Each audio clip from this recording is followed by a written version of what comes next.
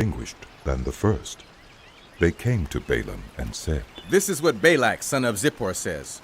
Do not let anything keep you from coming to me, because I will reward you handsomely and do whatever you say. Come and put a curse on these people for me." But Balaam answered them, Even if Balak gave me all the silver and gold in his palace, I could not do anything great or small to go beyond the command of the Lord my God. Now spend the night here so that I can find out what else the Lord will tell me. That night God came to Balaam and said, Since these men have come to summon you, go with them, but do only what I tell you. Balaam got up in the morning, saddled his donkey, and went with the Moabite officials. But God was very angry when he went, and the angel of the Lord stood in the road to oppose him. Balaam was riding on his donkey, and his 2 servants were with him. When the donkey saw the angel of the Lord standing in the road with a drawn sword in his hand, it turned off the road into a field. Balaam beat it to get it back on the road. Then the angel of the Lord stood in a narrow path through the vineyards, with walls on both sides. When the donkey saw the angel of the Lord, it pressed close to the wall, crushing Balaam's foot against it. So he beat the donkey again. Then the angel of the Lord moved on ahead and stood in a narrow place where there was no room to turn either to the right or to the left. When the donkey saw the angel of the Lord, it lay down under Balaam, and he was angry and beat it with his staff. Then the Lord opened the donkey's mouth, and it said to Balaam, "What have I done to you to make you beat me these 3 times?" Balaam answered the donkey, You have made a fool of me. If only I had a sword in my hand, I would kill you right now. The donkey said to Balaam, "Am I not your own donkey, which you have always ridden to this day? Have I been in the habit of doing this to you?" No. he said. Then the Lord opened Balaam's eyes, and he saw the angel of the Lord standing in the road with his sword drawn. So he bowed low and fell face down. The angel of the Lord asked him, Why have you beaten your donkey these 3 times? I have come here to oppose you because your path is a reckless one before me. The donkey saw me and turned away from me these 3 times. If it had not turned away, I would certainly have killed you by now, but I would have spared it. Balaam said to the angel of the Lord, I have sinned. I did not realize you were standing in the road to oppose me. Now, if you are displeased, I will go back. The angel of the Lord said to Balaam, Go with the men, but speak only what I tell you. So Balaam went with Balak's officials. When Balak heard that Balaam was coming, he went out to meet him at the Moabite town on the Arnon border, at the edge of his territory. Balak said to Balaam, Did I not send you an urgent summons? Why didn't you come to me? Am I really not able to reward you? Well, I have come to you now, Balaam replied, but I can't say whatever I please. I must speak only what God puts in my mouth. Then Balaam went with Balak to Kiriath Huzoth. Balak sacrificed cattle and sheep, and gave some to Balaam and the officials who were with him. The next morning Balak took Balaam up to Bamoth Baal, and from there he could see the outskirts of the Israelite camp. The book of Numbers continued. Balaam said, Build me 7 altars here, and prepare 7 bulls and 7 rams for me. Balak did as Balaam said, and the 2 of them offered a bull and a ram on each altar. Then Balaam said to Balak, Stay here beside your offering while I go aside. Perhaps the Lord will come to meet with me. Whatever he reveals to me, I will tell you. Then he went off to a barren height. God met with him, and Balaam said, I have prepared 7 altars, and on each altar I have offered a bull and a ram. The Lord put a word in Balaam's mouth and said, Go back to Balak and give him this word. So he went back to him and found him standing beside his offering with all the Moabite officials. Then Balaam spoke his message. Balak brought me from Aram, the king of Moab from the eastern mountains. Come, he said, curse Jacob for me. Come, denounce Israel. How can I curse those whom God has not cursed? How can I denounce those whom the Lord has not denounced? From the rocky peaks I see them, from the heights I view them. I see a people who live apart and do not consider themselves one of the nations. Who can count the dust of Jacob or number the fourth part of Israel? Let me die the death of the righteous, and may my final end be like theirs. Balak said to Balaam, What have you done to me? I brought you to curse my enemies, but you have done nothing but bless them. He answered. Must I not speak what the Lord puts in my mouth? Then Balak said to him, Come with me to another place where you can see them. You will not see them all, but only the outskirts of their camp. And from there, curse them for me. So he took him to the field of Zophim on top of Pisgah, and there he built 7 altars and offered a bull and a ram on each altar. Balaam said to Balak, Stay here beside your offering while I meet with him over there. The Lord met with Balaam and put a word in his mouth and said, Go back to Balak and give him this word. So he went to him and found him standing beside his offering with the Moabite officials. Balak asked him. What did the Lord say? Then he spoke his message. Arise, Balak, and listen. Hear me, son of Zippor. God is not a human, that he should lie, not a human being, that he should change his mind. Does he speak and then not act? Does he promise and not fulfill? I have received a command to bless. He has blessed, and I cannot change it. No misfortune is seen in Jacob, no misery observed in Israel. The Lord their God is with them, the shout of the king is among them. God brought them out of Egypt. They have the strength of a wild ox. There is no divination against Jacob, no evil omens against Israel. It will now be said of Jacob and of Israel, see what God has done. The people rise like a lioness. They rouse themselves like a lion that does not rest till it devours its prey and drinks the blood of its victims. Then Balak said to Balaam, Neither curse them at all, nor bless them at all. Balaam answered. Did I not tell you I must do whatever the Lord says? Then Balak said to Balaam, Come, let me take you to another place. Perhaps it will please God to let you curse them for me from there. And Balak took Balaam to the top of Peor, overlooking the wasteland. Balaam said, Build me 7 altars here and prepare 7 bulls and 7 rams for me. Balak did as Balaam had said, and offered a bull and a ram on each altar. Now when Balaam saw that it pleased the Lord to bless Israel, he did not resort to divination as at other times, but turned his face toward the wilderness. When Balaam looked out and saw Israel encamped tribe by tribe, the Spirit of God came on him, and he spoke his message. The prophecy of Balaam, son of Beor, the prophecy of one whose eye sees clearly, the prophecy of one who hears the words of God, who sees a vision from the Almighty, who falls prostrate, and whose eyes are open.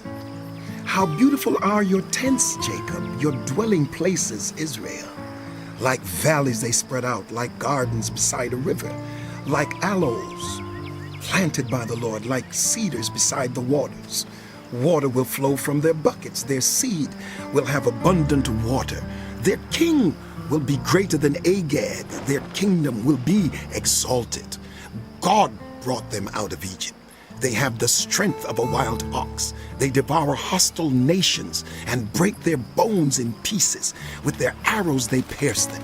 Like a lion they crouch and lie down. Like a lioness, who dares to rouse them? May those who bless you be blessed, and those who curse you be cursed. Then Balak's anger burned against Balaam. He struck his hands together and said to him, I summoned you to curse my enemies, but you have blessed them these 3 times. Now leave at once and go home. I said I would reward you handsomely, but the Lord has kept you from being rewarded. Balaam answered Balak, Did I not tell the messengers you sent me? Even if Balak gave me all the silver and gold in his palace, I could not do anything of my own accord, good or bad, to go beyond the command of the Lord. And I must say only what the Lord says. Now I am going back to my people, but come, let me warn you of what this people will do to your people in days to come. Then he spoke his message. The prophecy of Balaam son of Beor, the prophecy of one whose eye sees clearly, the prophecy of one who hears the words of God, who has knowledge from the Most High, who sees a vision from the Almighty, who falls prostrate, and whose eyes are open. I see him, but not now. I behold him, but not near. A star will come out of Jacob. A scepter will rise out of Israel. He will crush the foreheads of Moab, the skulls of all the people of Sheth. Edom will be conquered. Seir, his enemy, will be conquered. But Israel will grow strong. A ruler will come out of Jacob and destroy the survivors of the city. Then Balaam saw Amalek and spoke his message. Amalek was first among the nations, but they will come to ruin at last. Then he saw the Kenites and spoke his message. Your dwelling place is secure. Your nest is set in a rock. Yet you Kenites will be destroyed when Asher takes you captive. Then he spoke his message. Who can live when God does this? Ships will come from the shores of Cyprus. They will subdue Asher and Eber, but they too will come to ruin. Then Balaam got up and returned home, and Balak went his own way. While Israel was staying in Shittim, the men began to indulge in sexual immorality with Moabite women, who invited them to the sacrifices to their gods. The people ate the sacrificial meal and bowed down before these gods. So Israel yoked themselves to the Baal of Peor, and the Lord's anger burned against them. The Lord said to Moses, Take all the leaders of these people, kill them, and expose them in broad daylight before the Lord, so that the Lord's fierce anger may turn away from Israel. So Moses said to Israel's judges, Each of you must put to death those of your people who have yoked themselves to the Baal of Peor. Then an Israelite man brought into the camp a Midianite woman, right before the eyes of Moses and the whole assembly of Israel, while they were weeping at the entrance to the tent of meeting. When Phinehas, son of Eleazar, the son of Aaron, the priest, saw this, he left the assembly, took a spear in his hand, and followed the Israelite into the tent. He drove the spear into both of them, right through the Israelite man and into the woman's stomach. Then the plague against the Israelites was stopped, but those who died in the plague numbered 24,000. The Lord said to Moses, Phinehas, son of Eleazar, the son of Aaron the priest, has turned my anger away from the Israelites. Since he was as zealous for my honor among them as I am, I did not put an end to them in my zeal. Therefore tell him, I am making my covenant of peace with him. He and his descendants will have a covenant of a lasting priesthood, because he was zealous for the honor of his God and made atonement for the Israelites. The name of the Israelite who was killed with the Midianite woman was Zimri, son of Salu, the leader of a Simeonite family. And the name of the Midianite woman who was put to death was Cosbi, daughter of Zer, a tribal chief of a Midianite family. The Lord said to Moses, treat the Midianites as enemies and kill them. They treated you as enemies when they deceived you in the Peor incident involving their sister Cosbi, the daughter of a Midianite leader, the woman who was killed when the plague came as a result of that incident. After the plague, the Lord said to Moses and Eleazar, son of Aaron, the priest, Take a census of the whole Israelite community by families. All those 20 years old or more who are able to serve in the army of Israel. So on the plains of Moab, by the Jordan, across from Jericho, Moses and Eleazar the priest spoke with them and said, Take a census of the men 20 years old or more, as the Lord commanded Moses. These were the Israelites who came out of Egypt. The descendants of Reuben, the firstborn son of Israel, were through Hanok, the Hanokite clan, through Palu, the Paluite clan, through Hezron, the Hezronite clan, through Carmi, the Carmite clan. These were the clans of Reuben. Those numbered were 43,730. The son of Palu was Eliab, and the sons of Eliab were Nemuel, Dathan, and Abiram. The same Dathan and Abiram were the community officials who rebelled against Moses and Aaron, and were among Korah's followers when they rebelled against the Lord. The earth opened its mouth and swallowed them along with Korah, whose followers died when the fire devoured the 250 men. And they served as a warning sign. The line of Korah, however, did not die out.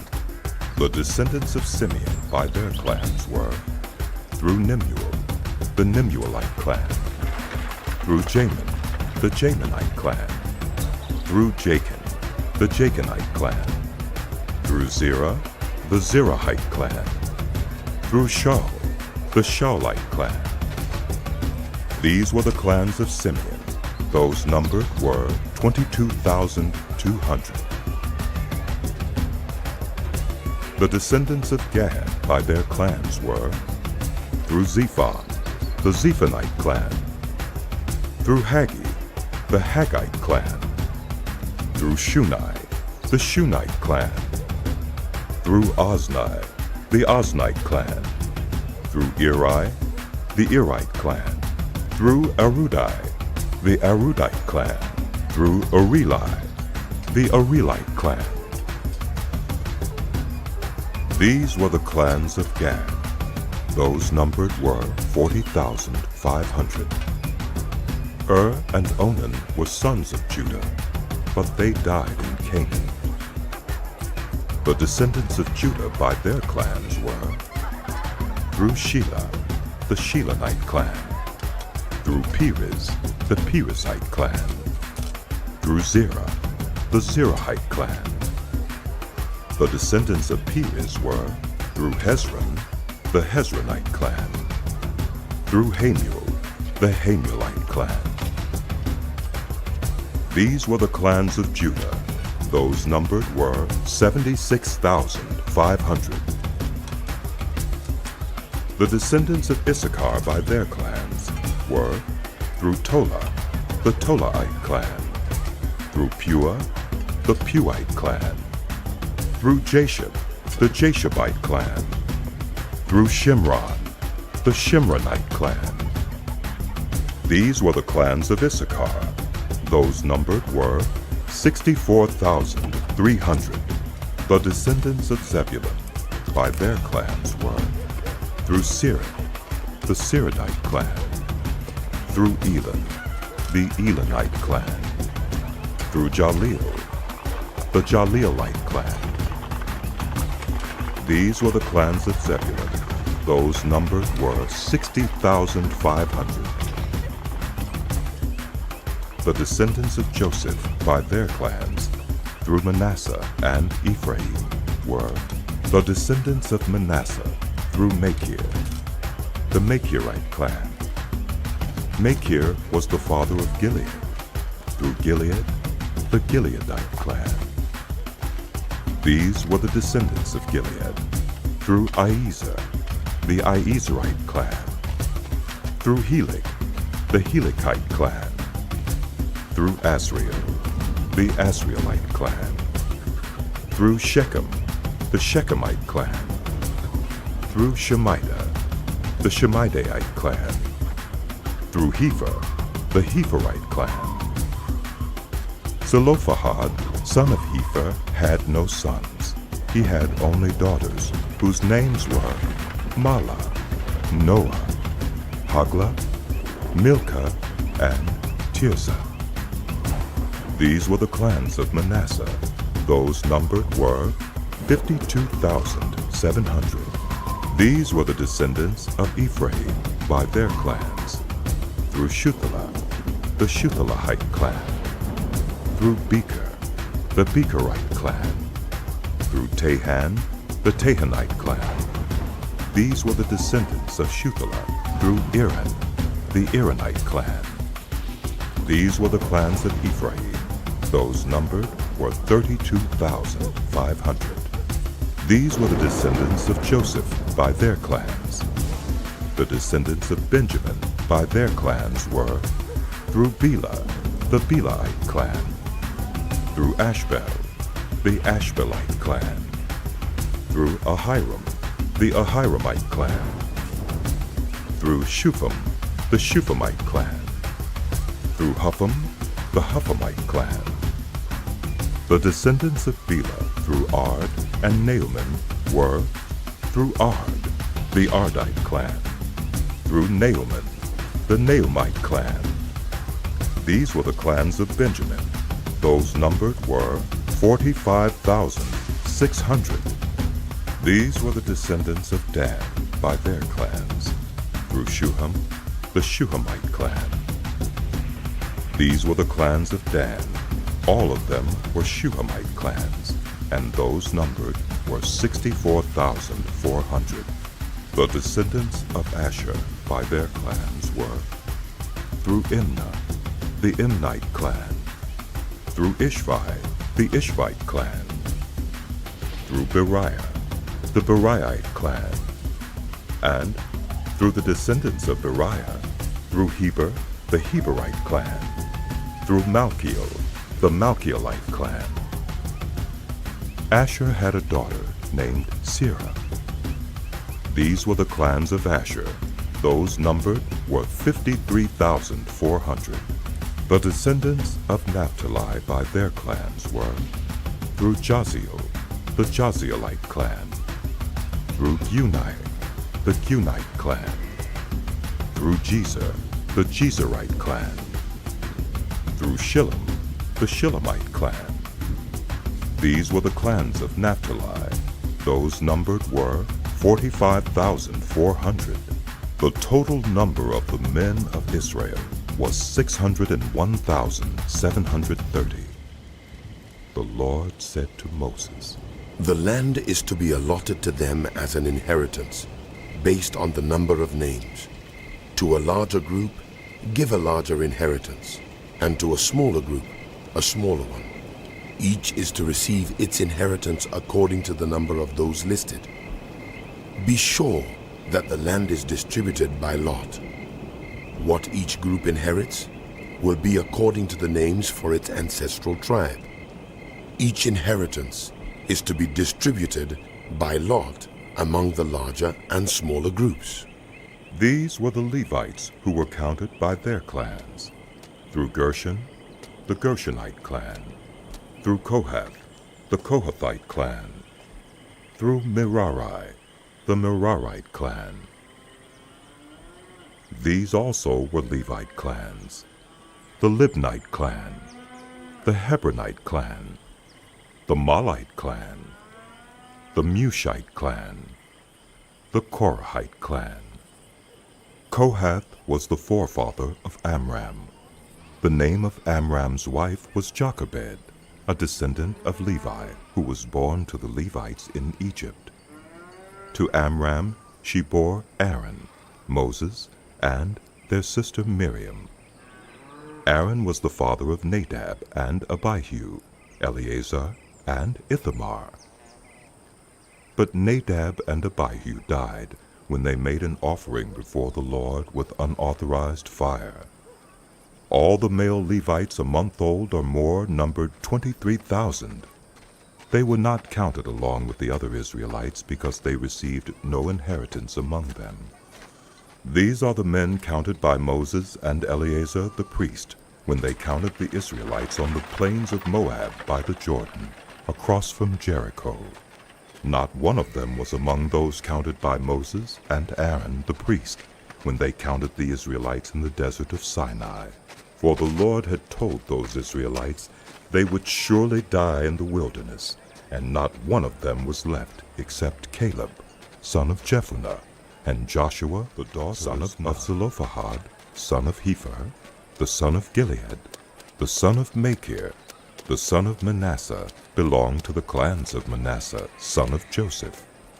The names of the daughters were Mahlah, Noah, Hoglah, Milcah, and Tirzah. They came forward and stood before Moses, Eleazar the priest, the leaders, and the whole assembly at the entrance to the tent of meeting, and said, Our father died in the wilderness. He was not among Korah's followers who banded together against the Lord, but he died for his own sin and left no sons. Why should our father's name disappear from his clan because he had no son? Give us property among our father's relatives. So Moses brought their case before the Lord. And the Lord said to him, What Zelophehad's daughters are saying is right. You must certainly give them property as an inheritance among their father's relatives, and give their father's inheritance to them. Say to the Israelites, if a man dies and leaves no son, give his inheritance to his daughter. If he has no daughter, give his inheritance to his brothers. If he has no brothers, give his inheritance to his father's brothers. If his father had no brothers, give his inheritance to the nearest relative in his clan, that he may possess it. This is to have the force of law for the Israelites, as the Lord commanded Moses. Then the Lord said to Moses, Go up this mountain in the Abarim range, and see the land I have given the Israelites. After you have seen it, you too will be gathered to your people, as your brother Aaron was. For when the community rebelled at the waters in the desert of Zin, both of you disobeyed my command to honor me as holy before their eyes. These were the waters of Meribah Kadesh, in the desert of Sin. Moses said to the Lord, May the Lord, the God of every human spirit, appoint someone over this community to go out and come in before them, one who will lead them out and bring them in, so the Lord's people will not be like sheep without a shepherd. So the Lord said to Moses, Take Joshua, son of Nun, a man in whom is the spirit of leadership, and lay your hand on him. Have him stand before Eleazar the priest and the entire assembly, and commission him in their presence. Give him some of your authority, so the whole Israelite community will obey him. He is to stand before Eleazar the priest, who will obtain decisions for him by inquiring of the Urim before the Lord. At his command, he and the entire community of the Israelites will go out, and at his command they will come in. Moses did as the Lord commanded him. He took Joshua and had him stand before Eleazar the priest and the whole assembly. Then he laid his hands on him and commissioned him, as the Lord instructed Moses. Give this command to the Israelites, and say to them, Make sure that you present to me at the appointed time my food offerings as an aroma pleasing to me. Say to them, This is the food offering you are to present to the Lord. 2 lambs a year old without defect, as a regular burnt offering each day. Offer 1 lamb in the morning and the other at twilight, together with a grain offering of 1/10 of an ephah of the finest flour mixed with 1/4 of a hin of oil from pressed olives. This is the regular burnt offering instituted at Mount Sinai as a pleasing aroma, a food offering presented to the Lord. The accompanying drink offering is to be a quarter of a hin of fermented drink with each lamb. Pour out the drink offering to the Lord at the sanctuary. Offer the second lamb at twilight, along with the same kind of grain offering and drink offering that you offer in the morning. This is a food offering, an aroma pleasing to the Lord. On the Sabbath day, make an offering of 2 lambs a year old without defect, together with its drink offering and a grain offering of 2/10 of an ephah of the finest flour mixed with olive oil. This is the burnt offering for every Sabbath, in addition to the regular burnt offering and its drink offering. On the first of every month, present to the Lord a burnt offering of 2 young bulls, 1 ram, and 7 male lambs a year old, all without defect. With each bull, there is to be a grain offering of 3/10 of an ephah of the finest flour mixed with oil. With the ram, a grain offering of 2/10 of an ephah of the finest flour mixed with oil, and with each lamb, a grain offering of 1/10 of an ephah of the finest flour mixed with oil. This is for a burnt offering, a pleasing aroma, a food offering presented to the Lord.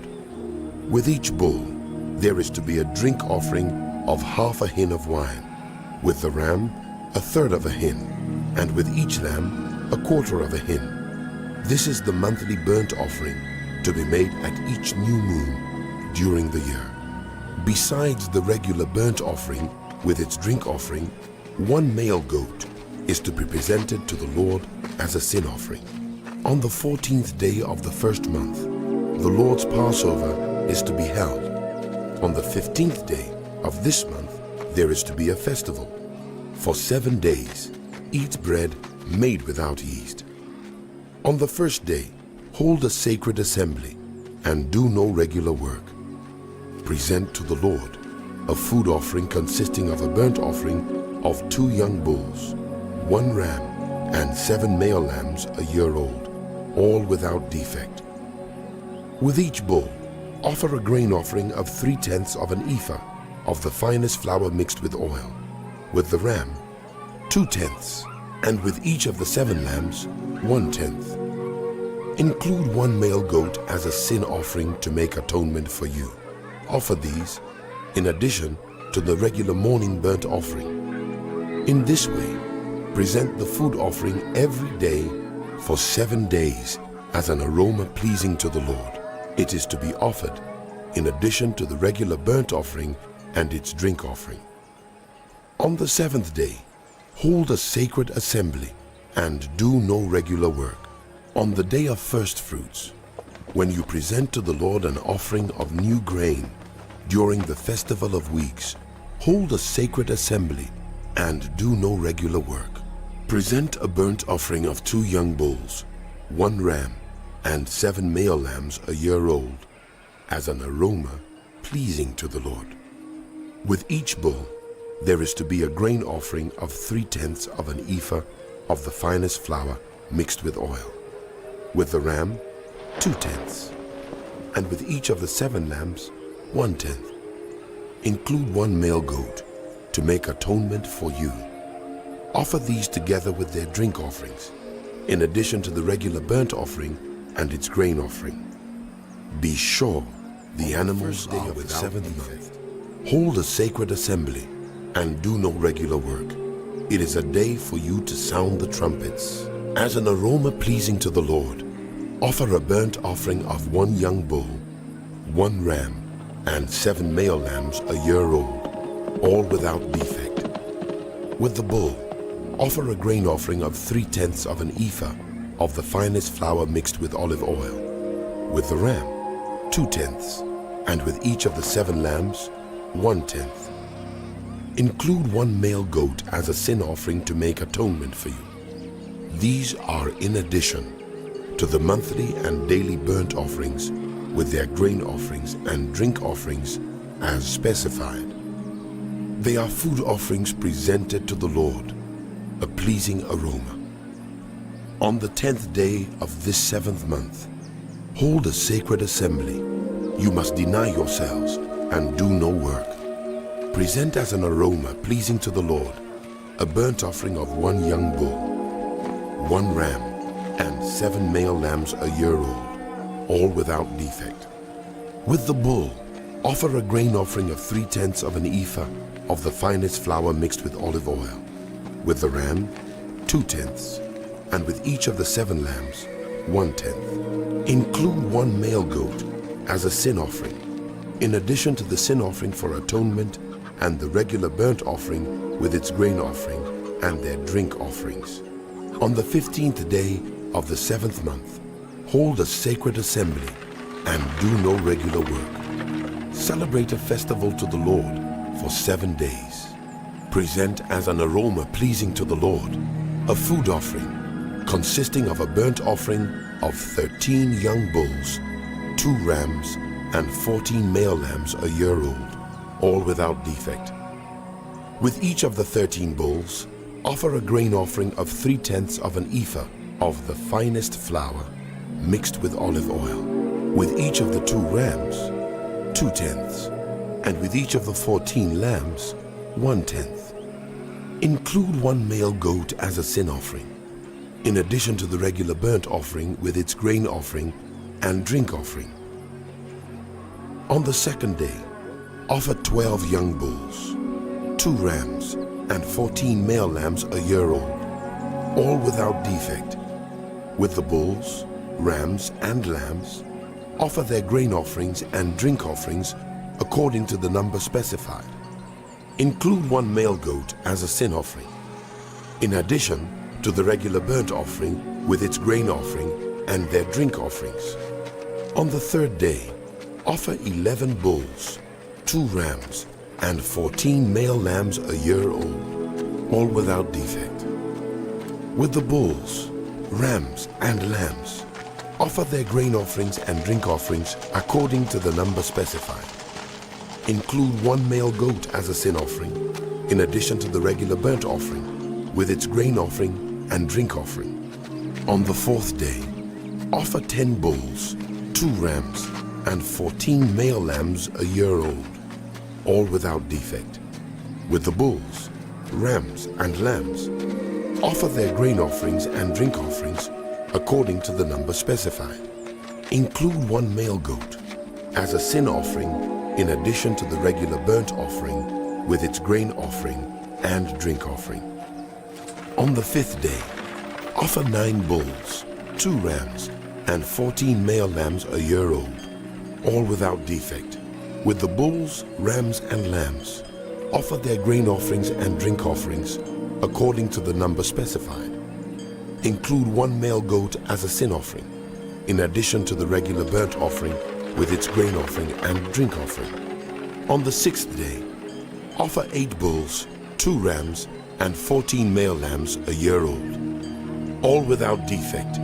With the bulls, rams, and lambs, offer their grain offerings and drink offerings according to the number specified. Include 1 male goat as a sin offering, in addition to the regular burnt offering with its grain offering and drink offering.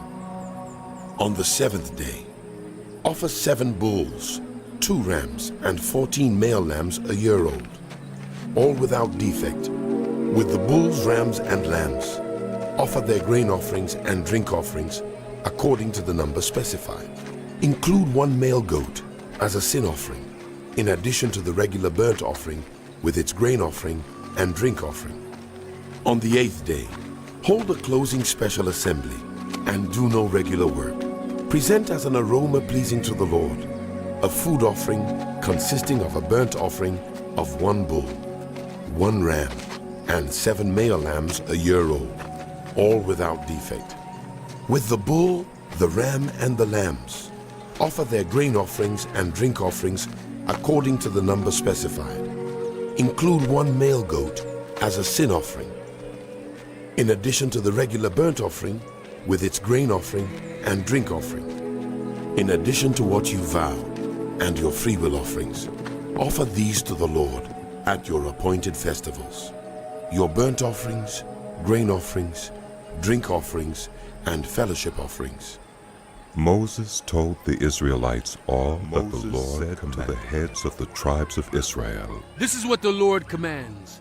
When a man makes a vow to the Lord, or takes an oath to obligate himself by a pledge, he must not break his word, but must do everything he said. When a young woman still living in her father's household makes a vow to the Lord or obligates herself by a pledge, and her father hears about her vow or pledge but says nothing to her, then all her vows and every pledge by which she obligated herself will stand. But if her father forbids her when he hears about it, none of her vows or the pledges by which she obligated herself will stand. The Lord will release her because her father has forbidden her. If she marries after she makes a vow, or after her lips utter a rash promise by which she obligates herself, and her husband hears about it but says nothing to her, then her vows or the pledges by which she obligated herself will stand. But if her husband forbids her when he hears about it, he nullifies the vow that obligates her or the rash promise by which she obligates herself, and the Lord will release her. Any vow or obligation taken by a widow or divorced woman will be binding on her. If a woman living with her husband makes a vow or obligates herself by a pledge under oath, and her husband hears about it but says nothing to her and does not forbid her, then all her vows or the pledges by which she obligated herself will stand. But if her husband nullifies them when he hears about them, then none of the vows or pledges that came from her lips will stand. Her husband has nullified them, and the Lord will release her. Her husband may confirm or nullify any vow she makes or any sworn pledge to deny herself. But if her husband says nothing to her about it from day to day, then he confirms all her vows or the pledges binding on her. He confirms them by saying nothing to her when he hears about them. If, however, he nullifies them sometime after he hears about them, then he must bear the consequences of her wrongdoing. These are the regulations the Lord gave Moses concerning relationships between a man and his wife, and between a father and his young daughter. Still listens. Take vengeance on the Midianites for the Israelites. After that, you will be gathered to your people. So Moses said to the people, Arm some of your men to go to war against the Midianites, so that they may carry out the Lord's vengeance on them. Send into battle 1,000 men from each of the tribes of Israel. So 12,000 men armed for battle, 1,000 from each tribe, were supplied from the clans of Israel. Moses sent them into battle, 1,000 from each tribe, along with Phinehas, son of Eleazar, the priest, who took with him articles from the sanctuary and the trumpets for signaling. They fought against Midian as the Lord commanded Moses, and killed every man. Among their victims were Evi, Rechab, Zur, Hur, and Reba, the 5 kings of Midian. They also killed Balaam, son of Beor, with the sword. The Israelites captured the Midianite women and children, and took all the Midianite herds, flocks, and goods as plunder. They burned all the towns where the Midianites had settled, as well as all their camps. They took all the plunder and spoils, including the people and animals, and brought the captives, spoils, and plunder to Moses and Eleazar the priest and the Israelite assembly at their camp on the plains of Moab by the Jordan, across from Jericho. Moses, Eleazar the priest, and all the leaders of the community went to meet them outside the camp. Moses was angry with the officers of the army, the commanders of thousands and commanders of hundreds, who returned from the battle. Have you allowed all the women to live? He asked them. They were the ones who followed Balaam's advice and enticed the Israelites to be unfaithful to the Lord in the Peor incident, so that a plague struck the Lord's people. Now kill all the boys and kill every woman who has slept with a man. But save for yourselves every girl who has never slept with a man. Anyone who has killed someone or touched someone who was killed must stay outside the camp 7 days. On the 3rd and 7th days you must purify yourselves and your captives. Purify every garment as well as everything made of leather, goat hair, or wood. Then Eleazar the priest said to the soldiers who had gone into battle, This is what is required by the law that the Lord gave Moses: gold, silver, bronze, iron, tin, lead, and anything else that can withstand fire must be put through the fire, and then it will be clean. But it must also be purified with the water of cleansing. And whatever cannot withstand fire must be put through that water. On the 7th day, wash your clothes, and you will be clean. Then you may come into the camp.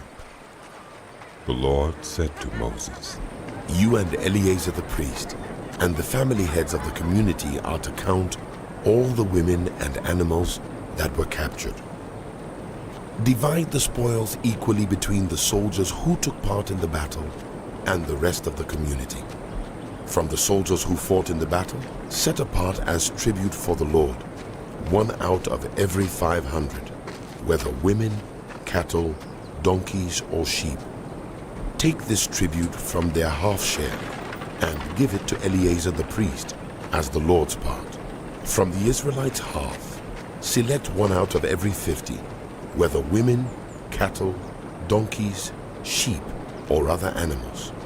Give them to the Levites, who are responsible for the care of the Lord's tabernacle. So Moses and Eleazar the priest did as the Lord commanded Moses.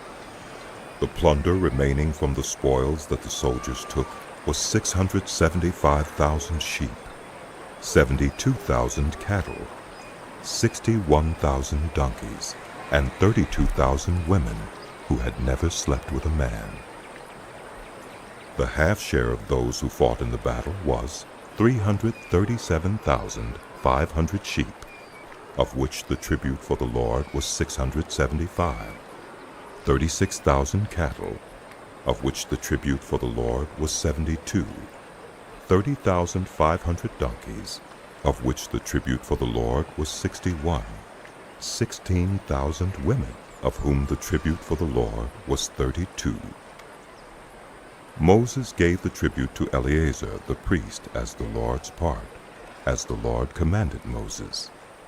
The half belonging to the Israelites, which Moses set apart from that of the fighting men, the community's half, was 337,500 sheep, 36,000 cattle, 30,500 donkeys, and 16,000 women.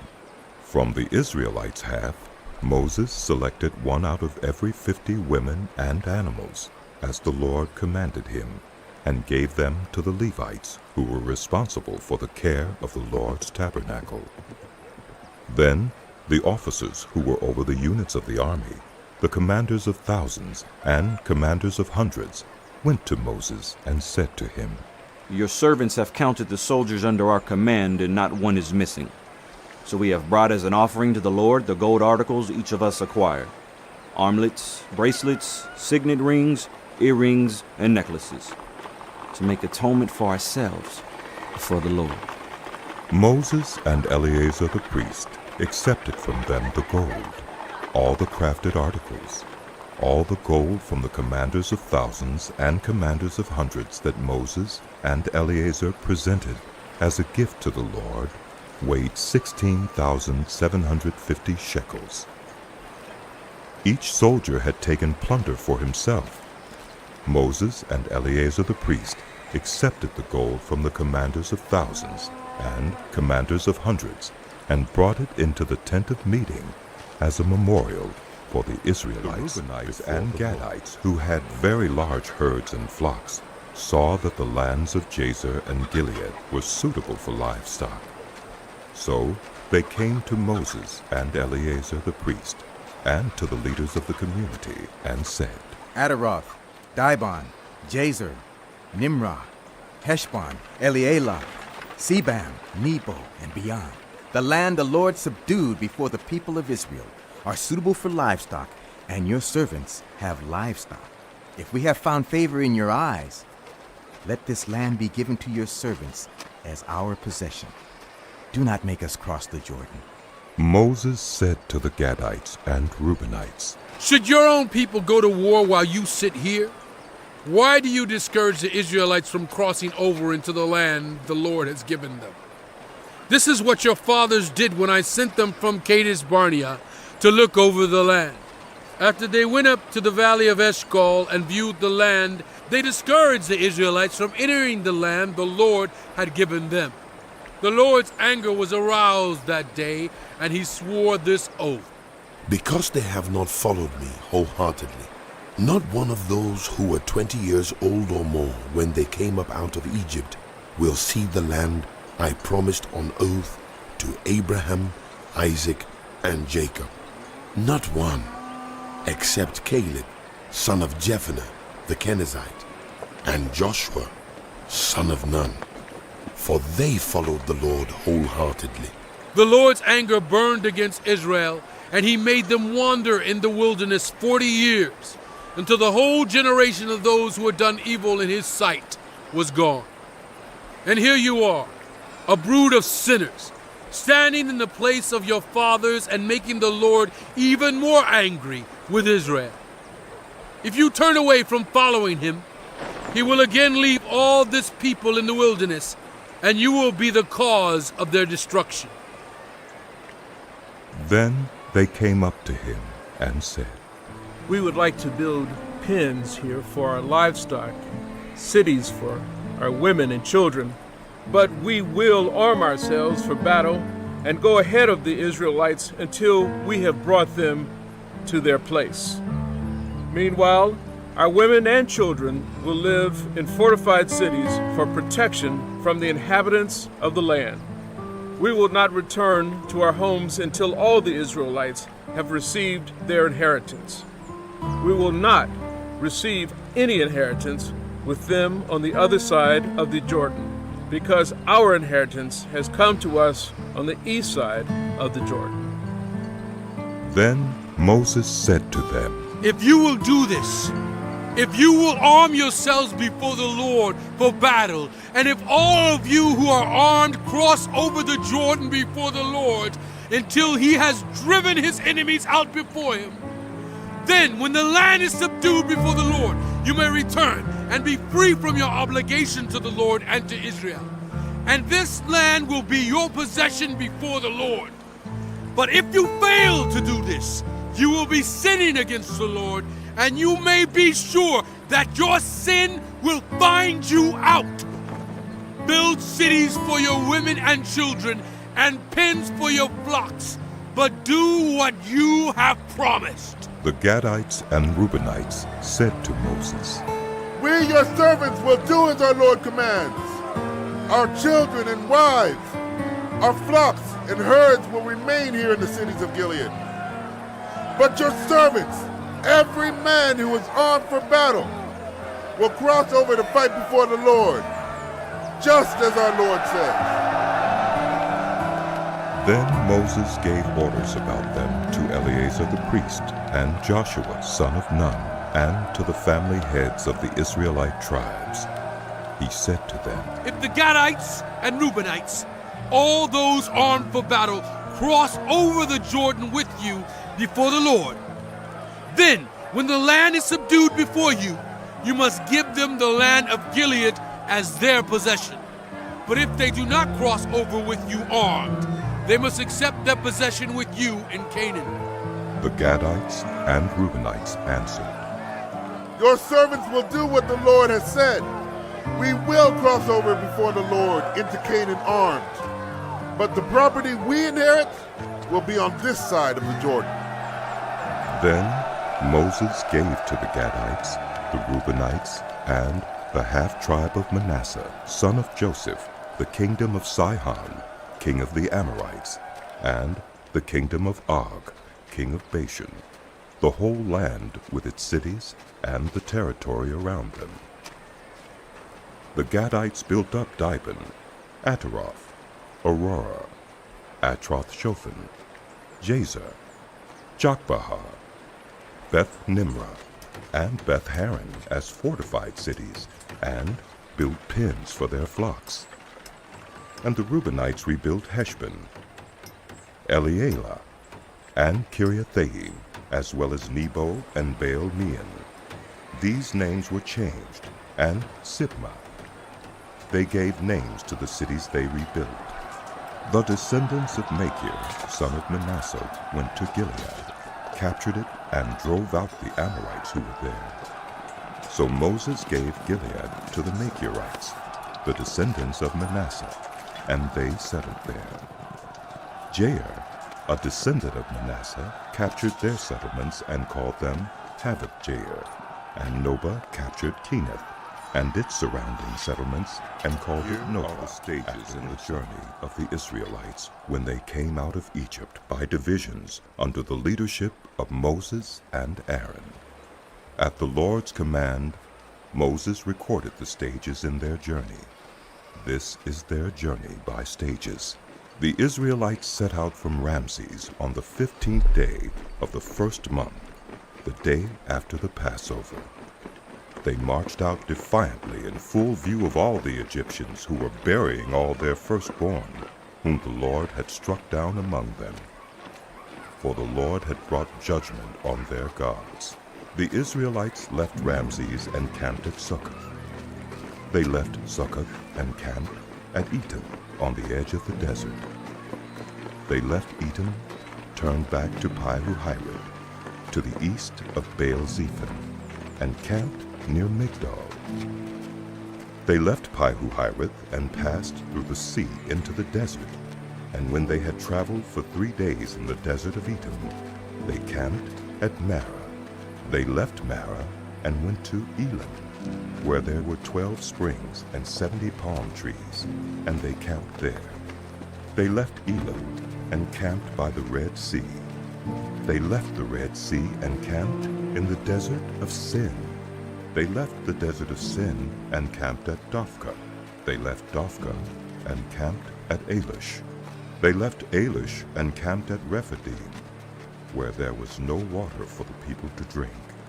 They left Rephidim and camped in the desert of Sinai. They left the desert of Sinai and camped at Kibroth-Hattaavah. They left Kibroth-Hattaavah and camped at Hazerath. They left Hazerath and camped at Rithmah. They left Rithmah and camped at Rimmon-Perez. They left Rimmon-Perez and camped at Libnah. They left Libnah and camped at Rissah. They left Rissah and camped at Kehulatha. They left Kehulatha and camped at Mount Shephar. They left Mount Shephar and camped at Harada. They left Harada and camped at Machelath. They left Machelath and camped at Tahath. They left Tahath and camped at Terah. They left Terah and camped at Mithkah. They left Mithkah and camped at Hashmonah. They left Hashmonah and camped at Mosireth. They left Mosireth and camped at Bene-Jaokan. They left Bene-Jaokan and camped at Hor-Haggidgad. They left Hor-Haggidgad and camped at Jothbathah. They left Jothbathah and camped at Abrona. They left Abrona and camped at Ezion-Geber. They left Ezion-Geber and camped at Kadesh in the desert of Zin. They left Kadesh and camped at Mount Hor on the border of Edom. At the Lord's command, Aaron, the priest, went up Mount Hor, where he died on the first day of the 5th month of the 40th year after the Israelites came out of Egypt. Aaron was 123 years old when he died on Mount Hor. The Canaanite king of Arad, who lived in the Negev of Canaan, heard that the Israelites were coming. They left Mount Hor and camped at Zalmonah. They left Zalmonah and camped at Punon. They left Punon and camped at Obed.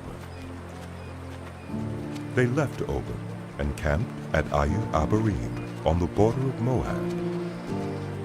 They left Ayir Abarim and camped at Dibon Gad. They left Dibon Gad and camped at Almon Diblathaim. They left Almon Diblathaim and camped in the mountains of Abarim near Nebo. They left the mountains of Abarim and camped on the plains of Moab by the Jordan, across from Jericho.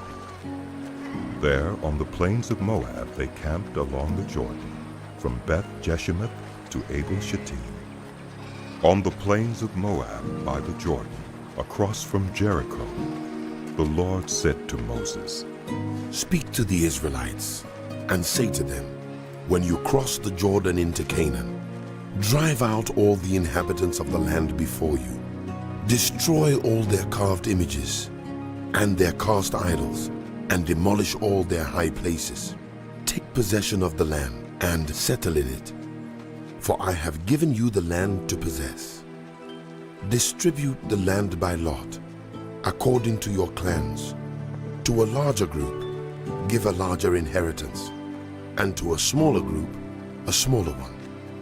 Whatever falls to them by lot will be theirs. Distribute it according to your ancestral tribes.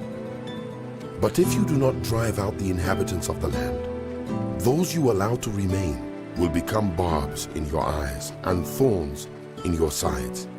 They will give you trouble in the land where you would live, and then I will do to you what I plan to do to them. Command the Israelites and say to them, when you enter Canaan, the land that will be allotted to you as an inheritance is to have these boundaries. Your southern side will include some of the desert of Zin along the border of Edom. Your southern boundary will start in the east from the southern end of the Dead Sea. Cross south of Scorpion Pass, continue on to Zin, and go south of Kadesh Barnea. Then it will go to Hazar Ada, and over to Asmon, where it will turn, join the Wadi of Egypt, and end at the Mediterranean Sea. Your western boundary will be the coast of the Mediterranean Sea. This will be your boundary on the west. For your northern boundary, run a line from the Mediterranean Sea to Mount Hor, and from Mount Hor to Lebo Hamath. Then the boundary will go to Zedad, continue to Ziphron, and end at Hazar Enan. This will be your boundary on the north. For your eastern boundary, run a line from Hazar Enan to Shifam. The boundary will go down from Shifam to Riblah on the east side of Ain and continue along the slopes east of the Sea of Galilee. Then the boundary will go down along the Jordan and end at the Dead Sea. This will be your land with its boundaries on every side. Moses commanded the Israelites, Assign this land by lot as an inheritance. The Lord has ordered that it be given to the 9.5 tribes, because the families of the tribe of Reuben, the tribe of Gad, and the half-tribe of Manasseh have received their inheritance. These 2.5 tribes have received their inheritance east of the Jordan, across from Jericho, toward the sunrise. The Lord said to Moses, These are the names of the men who are to assign the land for you as an inheritance: Eleazar the priest, and Joshua son of Nun, and appoint one leader from each tribe to help assign the land. These are their names: Caleb, son of Jephunneh, from the tribe of Judah; Shemuel, son of Ammihud, from the tribe of Simeon; Elidad, son of Kislon, from the tribe of Benjamin; Bukki, son of Jogli, the leader from the tribe of Dan; Hanaiel, son of Ephod, the leader from the tribe of Manasseh, son of Joseph. Kemuel, son of Shiftan, the leader from the tribe of Ephraim, son of Joseph. Elizaphan, son of Parnak, the leader from the tribe of Zebulun. Paltiel, son of Azan, the leader from the tribe of Issachar. Ahihud, son of Shelomith, the leader from the tribe of Asher. Pedahel, son of Ammihud, the leader from the tribe of Naphtali. These are the men the Lord commanded to assign the inheritance to the Israelites in the land of Canaan.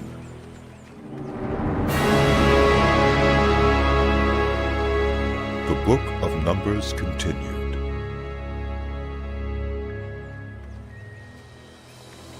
On the plains of Moab, by the Jordan, across from Jericho, the Lord said to Moses, Command the Israelites to give the Levites towns to live in, from the inheritance the Israelites will possess, and give them pasture lands around the towns. Then they will have towns to live in, and pasture lands for the cattle they own, and all their other animals.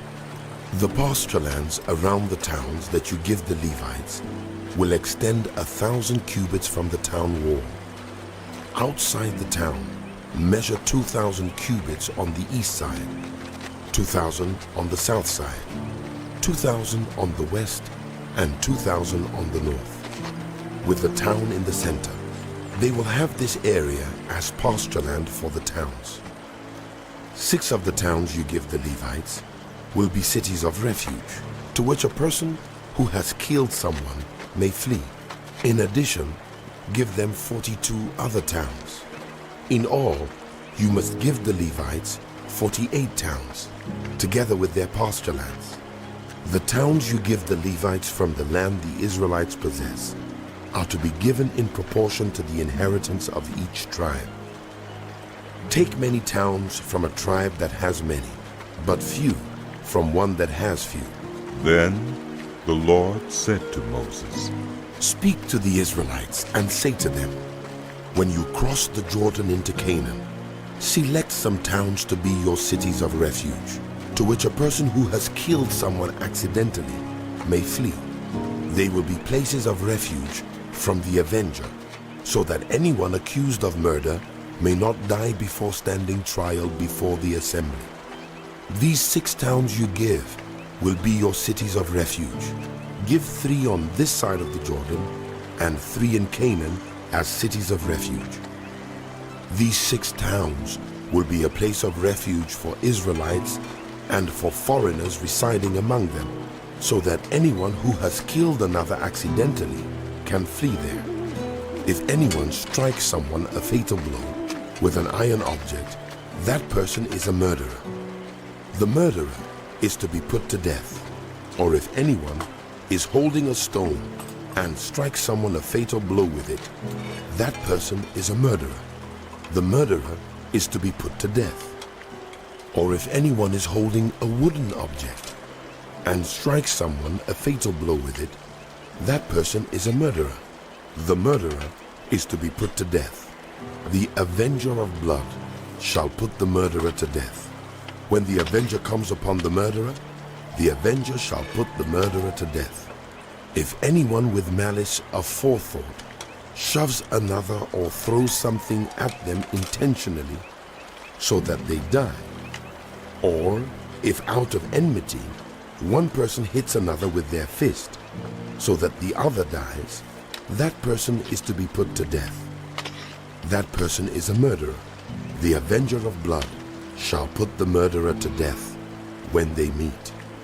But if without enmity someone suddenly pushes another or throws something at them unintentionally, or without seeing them, drops on them a stone heavy enough to kill them, and they die, then since that other person was not an enemy, and no harm was intended, the assembly must judge between the accused and the avenger of blood according to these regulations. The assembly must protect the one accused of murder from the avenger of blood and send the accused back to the city of refuge to which they fled. The accused must stay there until the death of the high priest, who was anointed with the holy oil. But if the accused ever goes outside the limits of the city of refuge, in which refuge was taken, and the avenger of blood finds that person outside the city, the avenger of blood may kill the accused without being guilty of murder. The accused must stay in the city of refuge until the death of the high priest. Only after the death of the high priest may an accused person return home. This is to have the force of law for you throughout the generations to come, wherever you live. Anyone who kills a person is to be put to death as a murderer, only on the testimony of witnesses. But no one is to be put to death on the testimony of only one witness. Do not accept a ransom for the life of a murderer who deserves to die. A murderer is to be put to death. Do not accept a ransom for anyone who has fled to a city of refuge, and so allow them to go back and live on their own land before the death of the high priest. Do not pollute the land where you are. Bloodshed pollutes the land, and atonement cannot be made for the land on which blood has been shed, except by the blood of the one who shed it. Do not defile the land where you live, and where I dwell, for I, the Lord, dwell among the Israelites. Of the clan of Gilead, son of Machir, the son of Manasseh, who were from the clans of the descendants of Joseph, came and spoke before Moses and the leaders, the heads of the Israelite families. They said, When the Lord commanded my Lord to give the land as an inheritance to the Israelites by lot, he ordered you to give the inheritance of our brother Zelophehad to his daughters. Now suppose they marry men from other Israelite tribes. Then their inheritance will be taken from our ancestral inheritance and added to that of the tribe they marry into. And so part of the inheritance allotted to us will be taken away. When the year of Jubilee for the Israelites comes, their inheritance will be added to that of the tribe into which they marry, and their property will be taken from the tribal inheritance of our ancestors. Then, at the Lord's command, Moses gave this order to the Israelites. What the tribe of the descendants of Joseph is saying is right. This is what the Lord commands for Zelophehad's daughters. They may marry anyone they please, as long as they marry within their father's tribal clan. No inheritance in Israel is to pass from one tribe to another, for each of the Israelites shall keep the tribal inheritance of their ancestors. Every daughter who inherits land in any Israelite tribe must marry someone in her father's tribal clan, so that all Israelites will possess the inheritance of their ancestors. No inheritance may pass from one tribe to another, for each Israelite tribe is to keep the land it inherits. So Zelophehad's daughters did as the Lord commanded Moses. Zelophehad's daughters, Mahlah, Tirzah, Hoglah, Milcah, and Noah, married their cousins on their father's side. They married within the clans of the descendants of Manasseh, son of Joseph, and their inheritance remained in their father's tribe and clan. These are the commands and regulations the Lord gave through Moses to the Israelites on the plains of Moab by the Jordan, across from Jericho.